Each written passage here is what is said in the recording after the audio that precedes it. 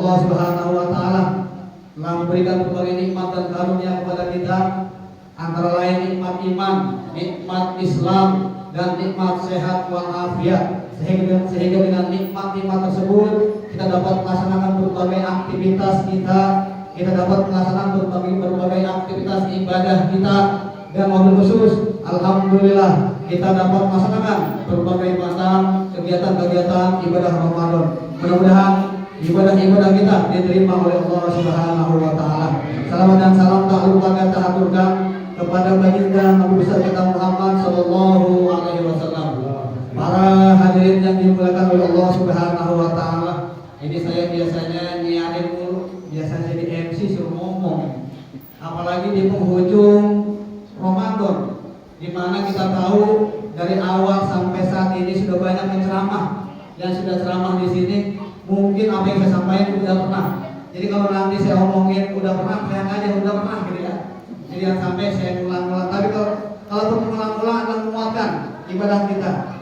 Alhamdulillah malam hari ini kita berada pada malam 27 di bulan Ramadan.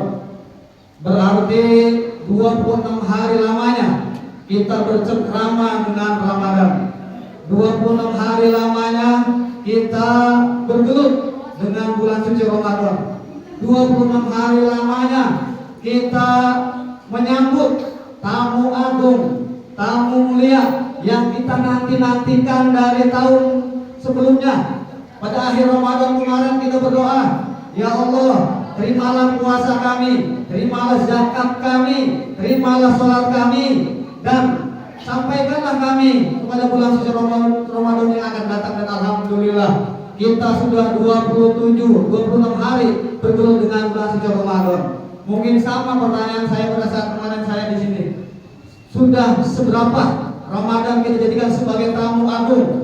Sudah seberapa Ramadan kita jadikan sebagai tamu mulia? Apakah hari-hari kita lebih banyak kita menggelar sejadah atau kita menggelar tikar buat tidur? Itu perlu kita tanya kepada diri kita sendiri. Atau kita lebih banyak buka HP atau lebih banyak buka Quran? Itu kita tanya kepada diri kita sendiri. Ketika bicara Ramadan, ada sebuah survei bahwa umat Islam ada menjadi 3 golongan. Golongan pertama Muslim musiman. Itu udah bahas sebetulnya. Muslim musiman. Siapa Muslim musiman?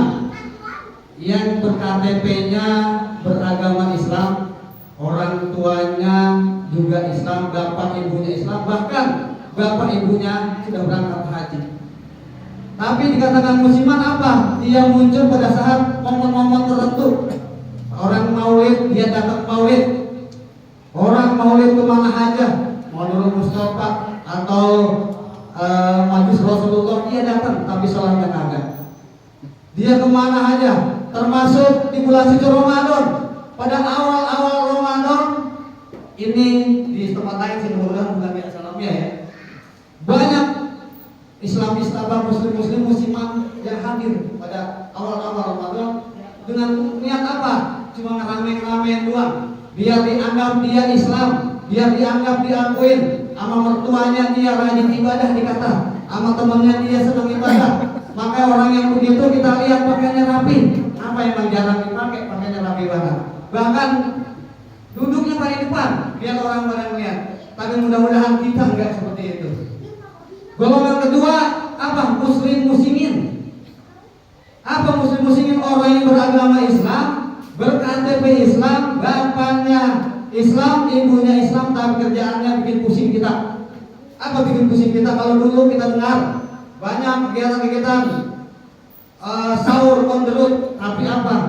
Tawuran, bikin pusing kita.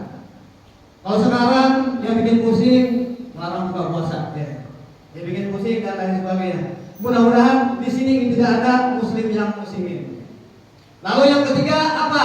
Muslim mukminin. Nah ini mungkin kita termasuk yang muslim mukminin. Yaitu siapa? Orang yang iqrarun bil lisan wa tasdiqu bil qalbi wa amalu bil arkan. Orang yang mengucapkan keimanan dengan lisannya, dibenarkan dalam hatinya dan dikerjakan, diaktualisasikan dalam perbuatannya.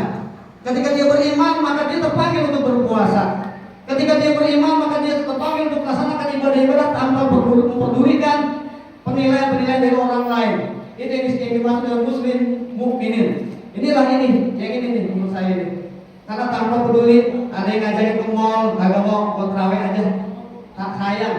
Karena Ramadan belum tentu gue ketemu Ramadan lagi tahun depan. Kalaupun gue ketemu Ramadan tahun depan, belum tentu gue sehat. Walaupun kita ketemu Ramadan tahun depan, belum tentu dapat kesempatan berjamaah di sini. Mohon maaf, di tengah-tengah kita juga sudah ada beberapa sahabat-sahabat kita, para jemaah kita yang dengan berat hati tidak bisa bergabung dengan kita. Oleh karena itu, seorang muslim yang mukminin, dia akan selalu melaksanakan ibadahnya, dia selalu beragama tanpa memberikan tempat, waktu, dan momen-momen tertentu. Dia ikhlas beribadah. Lain dengan tadi tuh, yang musiman, dia akan muncul lagi Idul Fitri, Idul Adha, dan momen-momen yang kelihatan di sudah Islam. Atau orang kematian, pakai songkok, sekedar pakai songkok, tapi sembahyang kali ibadah kali dan sebagainya. Tapi orang yang mukminin, tanpa dilihat oleh manusia, tanpa dipedulikan oleh manusia, tetap konsisten beragama. Lalu pertanyaan kita berikutnya, ini Ramadan kan dikit lagi mau kelar. Ramadan dikit lagi akan meninggalkan kita. Ramadan sedang berkemas meninggalkan kita. Dia akan berjanji akan kembali lagi di tahun depan. Insya Allah Ramadan bakal menempatin janji. Tapi kita belum tentu. Oleh karena itu masih ada waktu 3 hari. Kalau lebarannya insya Allah tanggal 22, ya kan, masih ada 3 hari. Kalau lebarannya hari Jumat masih ada 2 hari. Bahkan malam ini adalah malam 27 Ramadan. Yang kita berharap malam ini kita mendapat Lailatul Qadar. Maka dari itu jangan sia-siakan malam ini. Mudah-mudahan setelah ini kita pulang, kita ngopi doang, balik lagi ke asalamnya, kita ibadah di sini sampai pagi. Sebagaimana sabda Rasulullah SAW, "Man qama Ramadana imanan wa ihtisaban, ghufira lahu ma taqaddama min dzambi." Barang siapa yang bangun pada saat bulan Ramadan, bangun malam atas dasar iman dan keikhlasan dalam hati, insya Allah dosa-dosanya akan diampuni oleh Allah Subhanahu wa Ta'ala. Lalu terakhir, pertanyaan kita juga, setelah Ramadan kita masih terus beribadah atau berhenti kira-kira? Kita Ramadan begini lagi, habis bisa esok berjamaah ramai. Setelah Ramadan apakah kita terus berjamaah?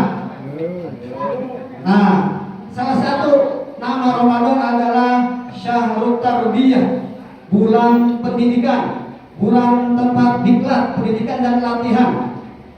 Orang yang melakukan diklat, orang yang diklat itu ketika berhasil terlihat setelah diklat atau pada saat diklat, kira-kira yang belum pernah diklat siapa ini?